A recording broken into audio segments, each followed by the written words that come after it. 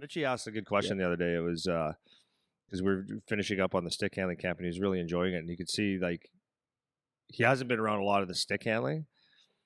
So he goes, "Which one do you like better?" Because I get pretty into teaching, And do you like shooting or stick handling better? Like when to teach, and I go, "Oh, it's both because there's so many different things to teach, right?" And his comment was like, I just don't with stick handling. I don't know. I wasn't a stick handling guy, so I don't know if that would have helped me or hurt me, or I was more of a skater, chip it in, get lots of shots and stuff. And I go, yeah, for sure.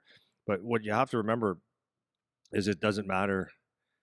It doesn't matter. Like you should, if you're a great skater, you should, that's important. So that's maybe you tick that box. Maybe you're not a great stick handler, and you can say, well, I play around stick handling, which a lot of people do. Eric Wellwood was another one. He wasn't a great stick handler at all.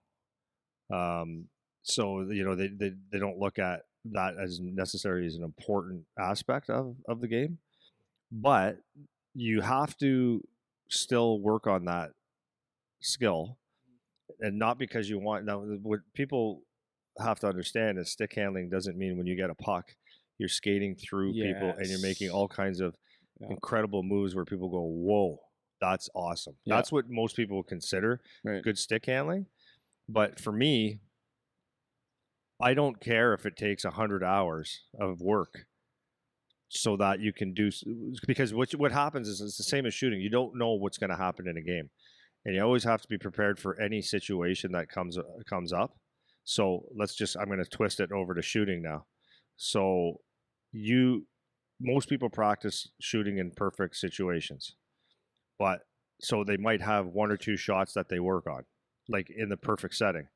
But the perfect setting happens not very often in a game, let alone in a month or let alone a season. So it would make a lot more sense to work on shooting, having the perfect form in perfect situations, but also understanding that most of your passes are going to be under pressure, or they're going to be bobbled, or they're going to be in your feet. So when you go to shoot the puck, you're not in a perfect situation, so you need to shoot. So you have to work in order to get off good shots hard and fast and quick from odd angles. Right.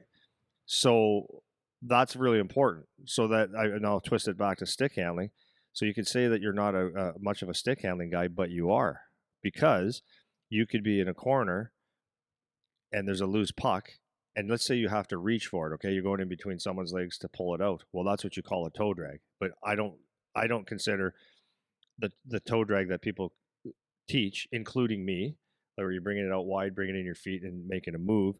That is a toe drag, but I use it for more of the purpose of if there's a loose puck and I have to pull it out, or in tight to the net, I have to pull it out and bring it up. That's what the toe drag for me is for. Or if I get a pass that's way in front of me, I can take that in a toe drag, like a front, not instead from the side, a toe drag from the front, and I can release a puck from there. That's stick handling. Right. And then it's also you're in a tight situation you could be a power play guy, and then it's you're facing me here, and it's having the ability to have quick hands and just 1-2 to make it. So what you're actually doing, it's not to become the master of stick handling. It's the goal is to put hours and hours and hours of all different types of situations, so that for that actual split second when it counts in a game, you've not been there before to do it. Right? Does that make sense? Absolutely. Well, I was going to say it's such a good point. Like, especially with stick handling is the most obvious example, because when people think of stick handling, they think of, Mario Lemieux on the breakaway, inside out, Brian Leach score a goal, or old guys like Denny Savard go through everybody. Yeah, Ricky Middleton, nifty. Even if you see in today's game, like you take a guy like Connor McDavid where he goes through the end to end. Yeah. It's not like he's inside out dangling everyone. No, he's mostly just like burning everyone. Yeah, speed. Right? He might do one move, like on the last guy or something, but for the most part, it's just burning guys. Yeah. And I think I don't know if you would agree, but I feel like it's pretty overrated, in my opinion, the way you see guys training stick handling. It's not I'm not saying it's a waste of time. I think that's more appropriate when you're younger. I'm talking about the going through a 16 stage obstacle course of stick handling. I feel like that's more appropriate when you're young to get reps of handling the puck. but it's not a real appropriate way to train for a game when you're older now, because it looks cool and all that, and that's fine.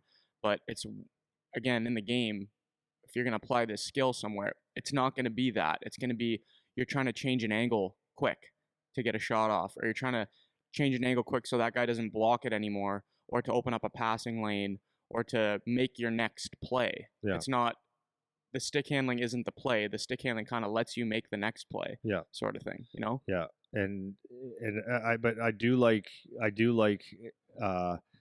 tossing in every now and then, not all that often, but tossing in a day where it's just you're in uncomfortable situations or uncomfortable speeds, and where sometimes you have those obstacles like the pep or whatever, where you're doing it fast and you're trying different things. I do like that, because those situations do come up. It's not like, but you're not going up in a pattern. You're going up that, well, maybe you're in a situation. Oh, you've been here before. You have to 10 and 2.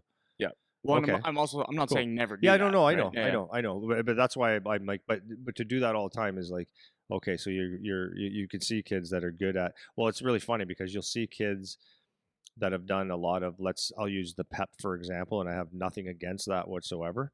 I think it's very beneficial, but you'll see kids that they've worked on it, or they've seen like the Antonio Strongis or Crosby with 10 and 2s, and so for no particular reason they'll do a 10 and 2 because they've been practicing it on the ice. But it's like really, I'm not saying, I'm using that one as an example, but there's many times you do stick handling stuff that you just incorporate on the ice where it's absolutely not necessary. Right. Yeah. So, but I do like getting volume of uncomfortable fast hands, or rangy stuff, so that you've been there, because it's very important. Yeah, for sure. But when you build your whole base on that, then you're not learning how to use it. So one of the things that I see very, very often is when kids come in, like they'll come in over the blue line, or we're doing drills, and they come in, they're coming in with speed, and then as they're entering the blue line, to execute the moves, is the feet completely stop, and because they have to do like the pattern. That's right. And then the next thing that I would say that would go wrong with that is they a lot of times they don't have a entry, like the proper entry in a zone. So like a lot of the times they'll try to go right to the player's stick, and it's like, okay, well, you just made it easy for the D. Yeah, you don't actually want to do that, but you practice it. That's right. Yeah. So there are times where you're going to go enter, feet, and stick, and that triangle, but that's not the goal. Is to and you can watch go if you watch online, like you can go to any of those hockey accounts, like they're all over social media, and they'll have like the hundreds of thousands of likes or tens of thousands of likes and views, and it looks really cool. And there's the name, because we do it too on ours, not with the running patterns, but the name of the player, where he plays, kind of thing. And it's cool for kids to see, because they like looking at these guys train and how good they are at stick handling and all that. But if you actually pay attention to the drill that they're doing, or like the pattern that they're running, it's like you'll never do that. It's like, if time how long this person has the puck. It's like, how long do you have the puck for 18 seconds in the game? Yeah, it's never happens. You never have it for that long, right? And that doesn't mean, again, that you never practice like that. But if you go to the hockey page, and every single video is the 10 to 20 second pattern of skating through the cones, it's like, yeah, that's fine. But is that all you're doing? Is that skill work? Is that what that means to you? And that's where you can start to identify, okay, maybe like that looks cool, but are we trying to do things that look cool? Or are we trying to, it's like what's the basketball, the basketball team that just does, they're like tricksters. The Globetrotters. Yeah, the Globetrotters. Yeah, you think they're better than every NBA team. Yeah, they're not good at basketball. They're good at tricks, right? They're good at tricks. They're not actually good at... Against the Washington Generals. Yeah, exactly. Yeah, if you go play against Steph Curry, he's just going to throw threes from... and you guys lose. It's like, that's not the actual... The tricks aren't the game, and that's kind of... We always circle back to that, but... So